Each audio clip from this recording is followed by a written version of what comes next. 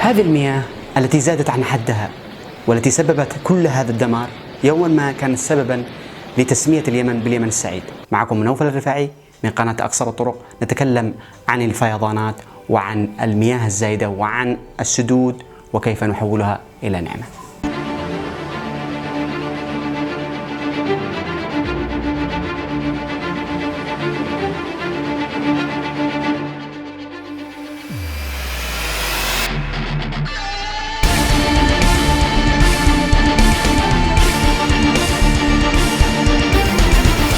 أشارت دراسة المعهد الألماني للآثار وجود نظم زراعية قرب مأرب تعود للألفية الرابعة قبل الميلاد. أما سد مأرب فيعود للقرن الثامن قبل الميلاد بحسب نقوش سبائية. كان طول هذا السد 577 وعرضه 915 متر.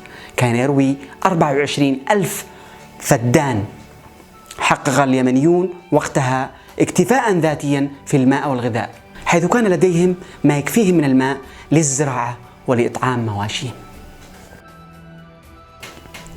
ولصعوبة تخيل حجم سد مأرب القديم لاندثار الآثار الباقية منه، نحلق فوق سد هوفر الأمريكي الذي بحسب دارسين يعد حجمه في نصف حجم سد مأرب القديم. سد هوفر بني ما بين عام 1931 إلى عام 1936 على ضفاف ولايتي نيفادا وأريزونا بطول 339 متر وارتفاع 221 متر.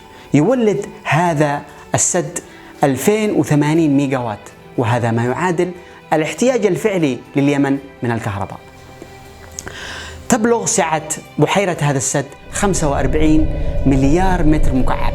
هذا ما سمح للمزارعين في ولايتي نيفادا وأريزونا وكذلك في ولايات سان دييغو وكاليفورنيا ولوس أنجلوس بالحصول على مصدر رخيص للماء والكهرباء. هذا ما سمح بالنمو السكاني السريع في هذه المنطقة وكذلك بالتنمية الصناعية المثالية. عودة إلى سد مأرب ولكن بنسخته الجديدة.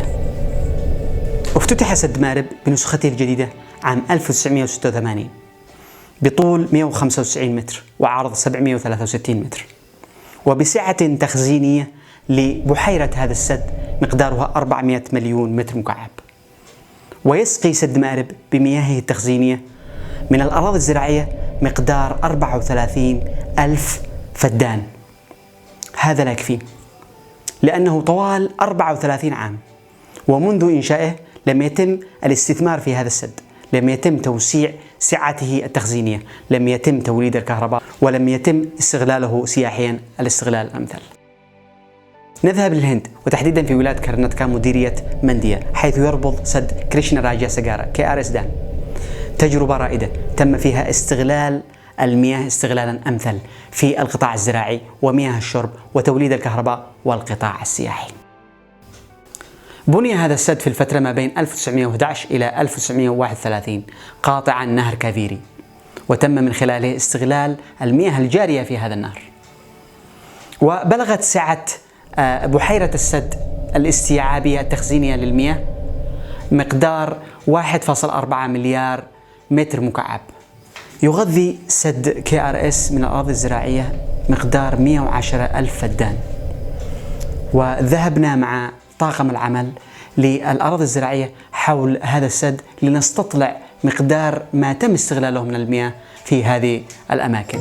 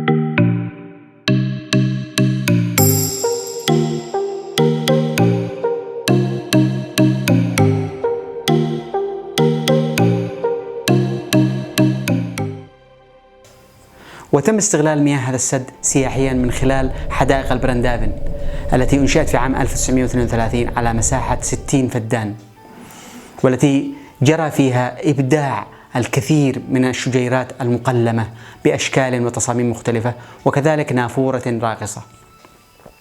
تستقبل هذه الحدائق أو هذا المكان السياحي 2 مليون سائح أو زائر سنويا برسوم مالية، بما يدر على هذا المشروع مقدار 615 ألف دولار سنويا بحسب إحصاءات 2006.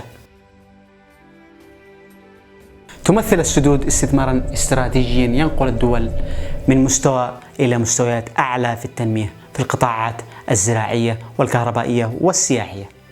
وقد تصل أهمية هذه السدود للتهديد باندلاع حرب. سد النهضة الإثيوبي الاستراتيجي تعول عليه إثيوبيا كثيرا في إنتاج الكهرباء، وقد يصل هذا السد للأول إفريقيا والعاشر عالميا في قائمة السدود الأكثر إنتاجا للكهرباء، حيث يحتوي هذا السد على 16 وحدة كهربائية تولد كل منها 350 ميجاوات و6 توربينات لتولد في مجملها 6450 ميجاوات. تطمح إثيوبيا لبيع الكهرباء للسودان وجيبوتي، وتبلغ سعة هذا السد 16 مليار متر مكعب، كما أن تكلفة بناؤه قد تصل إلى 8 مليار دولار، تساهم كثيرا من الدول فيه منها الصين ب3 مليار دولار. فيضانات حملت معها الخراب، ولكن تحمل معها الخير من زاوية أخرى. مع كل فيضان ومع كل سيل تنتقل العناصر المغذية للتربة من الجبال إلى الأودية، مما يعني فرمة جديدة للتربة. قد يكون هذا الفيضان إشارة لليمنيين للعودة لليمن الذي كنا، واليمن السعيد بسعادة زراعته ومياه سدوده. حان الآن العودة للخير ونبذ الخلافات والدمار. حان الآن الاستثمار في السدود واستصلاح المزيد من الأراضي الزراعية وتوليد الكهرباء بهذه المياه في هذه السدود واستغلالها سياحيا. فاض الكثير من مياه سد مارب حاليا، فاض عن سعته التخزينية 400 مليون متر مكعب الذي أسلفنا ذكره سابقا. ولكن ما الذي استفدناه من فيضان هذه الكمية الهائلة من المياه؟ لم نولد به حتى كيلو وات واحد، ولم نستصلح به أي مساحة زراعية إضافية. نحتاج لخطة جريئة من الجامعات والتعليم العالي لإفادة الكثير من الباحثين في علوم الزراعة والسدود والري. إلى متى السبات؟ إلى متى نظل في هذا الرقاد؟ إلى متى ننشغل بتوافه الأمور وبالخلاف والدمار وننسى البناء والتعمير؟ إلى متى؟